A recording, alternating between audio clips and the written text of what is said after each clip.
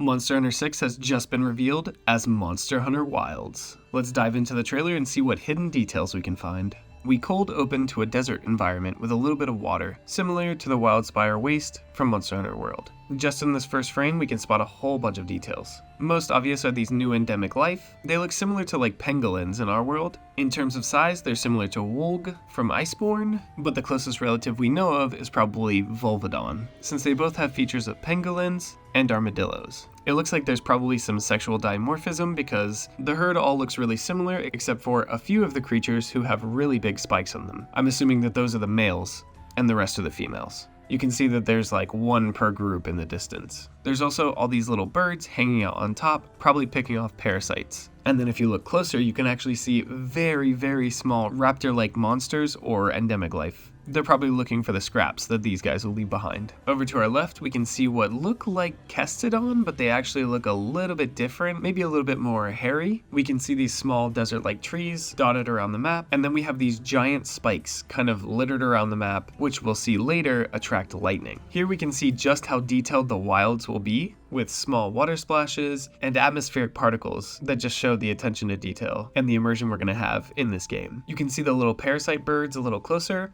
and we can really see the difference between what I assume are the males and the females of this armadillo pangolin type species. Now that we have this closer shot, we can really see that it looks like beachy. You can really see the texture of the sand. You can also see that the little birds are sticking their mouths up towards the sky. Maybe they're trying to catch whatever's in these particles floating around in the sky right now, rather than picking up parasites off of these pangolins. Maybe they're just taking a ride, but I'm sure they have a symbiotic relationship. Here we get a closer look at the Kestodon creatures, and they do look similar, but their crests are a little different, and they clearly have some sort of like beard. Arix would be proud. We can see these rocky spikes again and see how tall they are, and it almost looks like they've been put here intentionally because it looks like rock until it gets to the top where it almost looks like it's made out of metal, which would make sense why it would attract lightning. So did the guild put these here, or is this a natural formation? We also get a closer look at these little raptor guys running across the camera. Almost certainly we'll have a net to catch these and put them in our rooms. I love the sense of scale we're getting in this scene. We can also see a small winged drake type creature off in the distance. Then what looks to be a sandstorm starts rolling in, and we can tell the weather is going to play a huge part in this game. This could be caused by an elder. When I first saw it, I was thinking of Jen Moran, but it could just be an example of a dynamic weather system. But I think regardless, we will have a dynamic weather system. You can see lightning start to spark in the distance. And then we get our first shot of our hunter, riding what I'm sure everyone's going to call a chocobo at first glance. We can see that it's bipedal, for now, and it's got a mix of scales and feathers. Very Hypnocatrice-esque, but with the coloration of like Puke. We can see that our hunter is wearing obviously a new set of armor, but the boots sort of look like Jiro's armor. I love the attention to detail here. I love that we can see like food pouches and like a small hatchet pickaxe type tool here. Here we get a frontal shot of our chocobo with what's clearly a harness on its face. I wonder if we'll be able to customize these. I'm sure we will. As it crouches down, we get a closer look at the hunter's armor, and we can see that it does look very similar to Puke armor or Jiro's armor, but green. We can see another side pouch with what may be a weapon in it. It could be a bunch of different things, but maybe this is hinting at a new weapon. It almost looks boomerang-y, but that's completely speculation. It could also be a bow, or really any number of things. It could be like the handle of a greatsword. We can see our chocobo friend's footprints, and he's kicking up dirt. This looks like in-game footage, so it's really cool to see that his footprints will linger. We're all about immersion here in Hunter's Notes. In multiple shots, we can also see this little like charm or almost like mistletoe looking plant. Here we get our first full body shot of our hunter while he's facing us, and I love that he like really leans into it and controls the chocobo monster friend. We can see his weapon on his back. This looks like it could be dual blades, but it might be a little too big for dual blades. It could be sword and shield, but I don't really see a shield, or it could also be a charge blade or even a switch axe. But for now, I'm not sure. And along with all that, we get a look at our next new monster, bursting over the dunes. These are quadrupedal, almost desert Gosharog looking creatures, chasing down our hunter in a group, and you can clearly see that they collide with each other, so there's definitely collision with monster to monster, which is really cool. Again, adds to immersion and means that they're definitely sticking with turf wars. It's so cool to see that Monster Hunter is just building upon itself. Here we get a super good look at the weapon, and from this angle, to me, it clearly looks like a solid piece, so it's not going to transform. Two-handed weapon. We saw in the other angle that there's clearly a handle, but then this leather strapped hole implies to me that a hand would go there to control it. It's also interesting that there's just leather all over this thing. It almost looks like you can ride it like a witch's broom or something. We can see our hunter's trusty hunting knife, and I don't see a shield anywhere. We can also see that he clearly has a pack, so is this just aesthetic, or is camping gonna play a part in this game? We can also see what looks like a telescope or binoculars. We also get a much better look at the Volvidon pangolin creatures, where what I assume are the males are rising up to the threat and trying to look threatening to hopefully ward off the rampaging Gossarog type creatures. These guys are definitely giving me like lion bear type vibes, but I think the connection to Gossarog is obvious because of the red face and the overall body shape being very similar. We can see a flock of birds running away from the danger also, and as we can see, the males are now turning and running. So it is just a warning to everyone, hey, run away.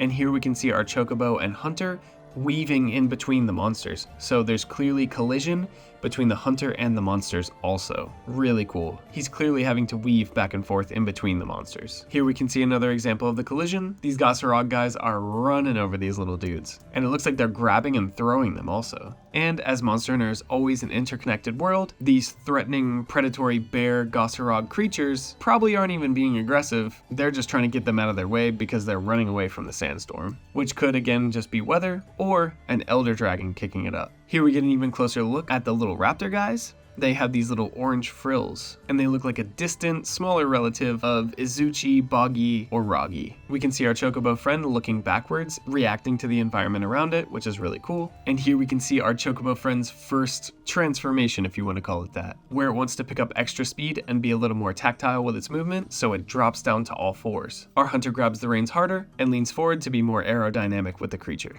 And all of our monster friends get swept away by the sandstorm, including us. And inside the sandstorm, lightning. Again, this could be caused by an elder dragon, or it could just be a result of the silica in the air exciting all the molecules and creating lightning. This is something that happens above volcanoes and is generally how lightning is made in the atmosphere. It could be either. We see our chocobo creature really digging in and leaning into it, and we get another shot of that weapon in the bag. It looks almost like it's more of a bow gun now from this angle. What could it be? It might just be a hunting tool that I don't know of. And then one of the male pangolin creatures gets struck by the lightning, while everyone around him doesn't, including the taller Gossarog type creature, which shows me that the spike itself is conductive, or at least more conductive than the Gossarog creature. We can see the result of the lightning strike with fire all over the ground. Really cool to see that the environment is affected like this, and we almost get struck by lightning ourselves. I wonder if this is going to be a factor in the game where we have to be conscious of the armor that we're wearing, sort of like in Zelda. If you're out in the rain with metal, you might get struck by lightning. And then we see that our four-legged chocobo creature can hop between rocks. This is so cool. It's very agile and shows us that mobility is going to be a huge factor in this game. But then we see another transformation from this monster, as one of those giant spikes from earlier gets struck by lightning. Our chocobo guy spreads his wings. This is clearly a glide rather than flying, so the movement that we'll be able to control will most likely be similar to the glider mantle from Monster Hunter World. But speaking of the glider mantle, it looks like our hunter's armor opens up. This is probably a specific armor made to help out the creature. So movement and mobility might actually be so much of a factor in this that you might want to have specific travel armors and then armors that you take into battle also, because these flaps look like they open up and help with gliding. And I wonder if you're less mobile or you can glide less far if you don't have this armor on. This shot is super cool. You can see our creature gliding down onto the rock with its tail feathers and wings spread out as much as they can go. We see that there's clearly more lightning striking behind us, but that we're getting out of dodge. As the camera starts to pan away from our hunter, we can see that these rock formations really do look like lightning rods. You can see how the rocks go up to a certain point, and then what looks like metal is sticking out from it. And we can see in the distance, one of them without the actual rod, just the rock.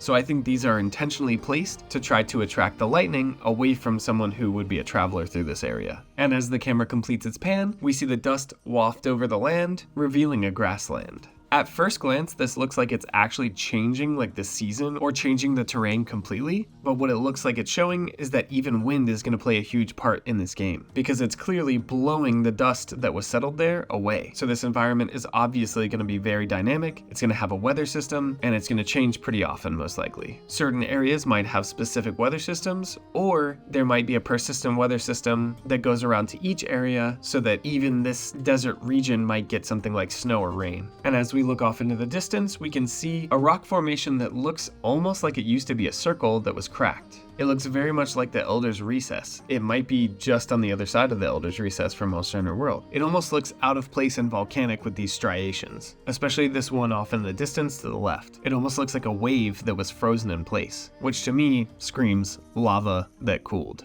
We can see tons of dunes in the background, and I wonder how far we can actually go. And then everything reaches an equilibrium as Capcom presents Monster Hunter Wilds. This logo is so cool. I'm so excited for this game. Diving into the logo really quick, it looks like almost an Ouroboros type thing, like spiraled serpents with multiple circles. I wonder if something similar to Dalamadur or Najarala Naharala is going to be in this. Or could Raviente make an appearance? And finally, we see our hunter return, and we can see just how colorful our creature and our hunter are. This looks so cool. It's such a good balance between the hyper-realistic color palette of World and the saturated colors and more anime style of the more side games like Rise. Even though Rise was kind of desaturated. 3U, that kind of thing. And then finally, a Rathalos flies over the area. And it almost looks like he's leaving a trail, but those birds were there before he flew. It's just sort of coincidence. Something that I think is really cool about this trailer in general is that we were shown weapons, but we were shown no combat whatsoever. Everything focused on the ecology and the environment, which shows how much of an emphasis there will be on that, which I think is sick. Immersion is where it's at for me. And that's all I could spot in the trailer. Please leave a comment down below and let me know if you spotted anything that I didn't mention in this video. Please like this video, and if you're new here, subscribe so you can go on this hunting journey with me. My name is Hunter's Notes, and until next time, thanks for watching.